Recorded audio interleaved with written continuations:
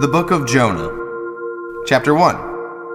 The Lord gave this message to Jonah, son of Amittai. Get up and go to the great city of Nineveh. Announce my judgment against it, because I have seen how wicked its people are. But Jonah got up and went in the opposite direction to get away from the Lord. He went down to the port of Joppa, where he found a ship leaving for Tarshish. He bought a ticket and went on board, hoping to escape from the Lord by sailing to Tarshish. But the Lord hurled a powerful wind over the sea, causing a violent storm that threatened to break the ship apart. Fearing for their lives, the desperate sailors shouted to their gods for help and threw the cargo overboard to lighten the ship. But all this time, Jonah was sound asleep in the hold.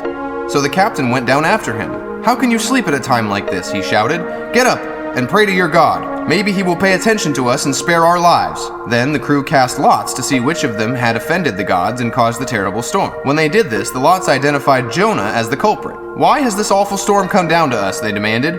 "Who are you? What is your line of work? What country are you from, and what is your nationality?" Jonah answered, "I am a Hebrew, and I worship the Lord, the God of heaven, who made the sea and the land." The sailors were terrified when they heard this, for he had already told them he was running away from the Lord.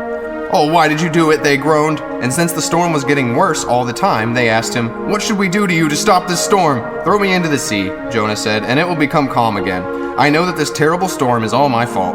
Instead, the sailors rowed even harder to get the ship to land, but the stormy sea was too violent for them and they couldn't make it. They cried out to the Lord, Jonah's God. "Oh Lord," they pleaded, "don't make us die for this man's sin, and don't hold us responsible for his death. Oh Lord, you have sent this storm upon him for your own good reasons." Then the sailors picked Jonah up and threw him into the raging sea, and the storm stopped at once. The sailors were all struck by the Lord's great power, and they offered him a sacrifice and vowed to serve him. Now the Lord had arranged for a great fish to swallow Jonah, and Jonah was inside the fish for 3 days and 3 nights. Chapter 2.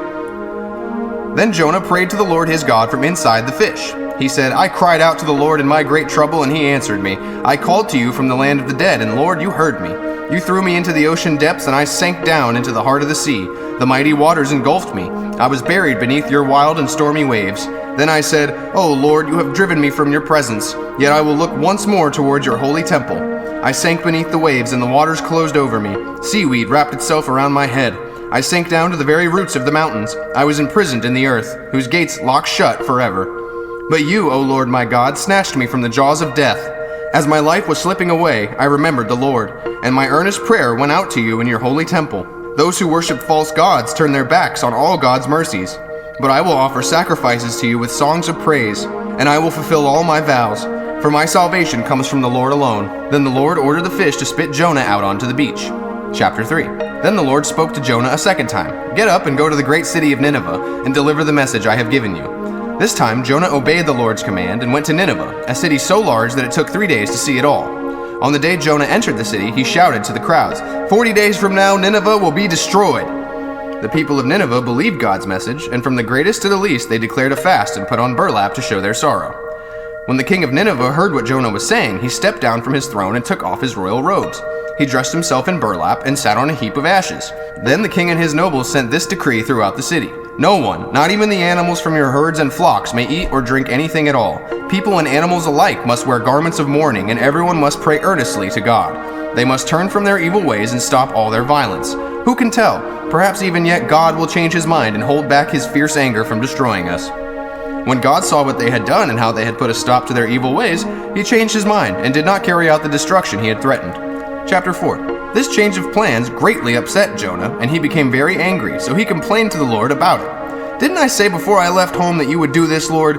That is why I ran away to Tarshish. I knew that you are a merciful and compassionate God, slow to get angry and filled with unfailing love. You are eager to turn back from destroying people. Just kill me now, Lord. I'd rather be dead than alive if what I predicted will not happen." The Lord replied, "Is it right for you to be angry about this?" Then Jonah went out to the east side of the city and made a shelter to sit under, as he waited to see what would happen to the city. And the Lord God arranged for a leafy plant to grow there, and soon it spread its broad leaves over Jonah's head, shading him from the sun. This eased his discomfort, and Jonah was very grateful for the plant. But God also arranged for a worm. The next morning at dawn, the worm ate through the stem of the plant so that it withered away. And as the sun grew hot, God arranged for a scorching east wind to blow on Jonah. The sun beat down on his head until he grew faint and wished to die. "Death is certainly better than living like this," he exclaimed. Then God said to Jonah, "Is it right for you to be angry because the plant died?" "Yes," Jonah retorted, "even angry enough to die." Then the Lord said, "You feel sorry about the plant, though you did nothing to put it there. It came quickly and died quickly. But Nineveh has more than 120,000 people living in spiritual darkness, not to mention all the animals. Shouldn't I feel sorry for such a great city?"